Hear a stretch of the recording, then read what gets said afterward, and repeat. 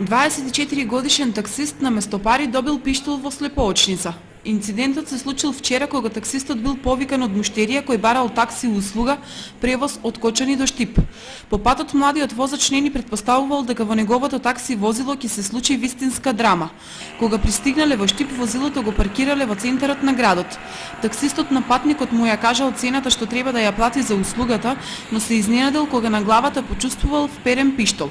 Според исказите на младиот таксист, насилникот откако му го вперил оружјето и го заплашил, слободно ја отворил вратата од возилото и без да плати се упатил во непознат правец. Таксистот случајот го пријавил во полиција.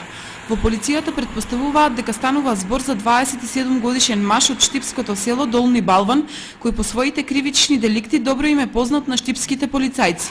Ова не е прв ваков случај во Штип во кој жртви се такси превозниците. Пред неполна година штипски таксист беше нападнат од својот муштерија со воздушен пиштол, откако од него сакал да ја наплати услугата.